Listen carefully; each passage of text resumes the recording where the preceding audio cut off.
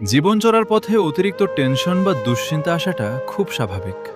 যখন চারপাশের পরিস্থিতি মনের মতো হয় না, তখন মনে হয় সবকিছু যেন থমকে গেছে। কিন্তু মনে রাখবেন, ঝড় যতই তীব্র হোক না কেন, তা কিন্তু চিরকাল স্থায়ী হয় না।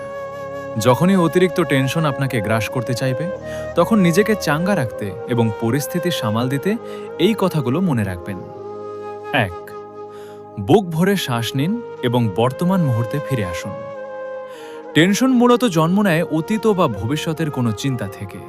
যখনই খুব বেশি অস্থির লাগবে, চোখ বন্ধ করে কয়েকবার বুক ভরে গভীর শ্বাস নিন এবং আস্তে আস্তে ছাড়ুন। নিজেকে বলুন, যা হওয়ার হয়ে গেছে, আর যা সামনে আসবে তা মোকাবিলা করার ক্ষমতা আমার আছে। এই মুহূর্তে আমি ঠিক আছি। ২, একবারে কেবল একটি বিষয়ের উপর ফোকাস করুন।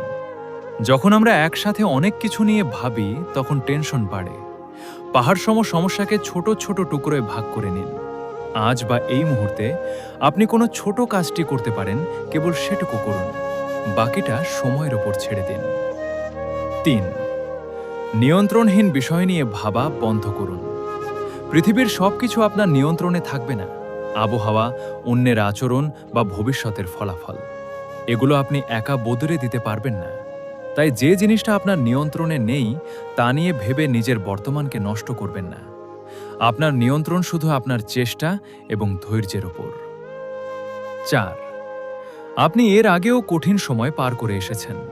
পেছনে তাকিয়ে দেখুন, জীবনে এমন অনেক দিন গেছে যা আপনার কাছে অসম্ভব কঠিন মনে হয়েছিল।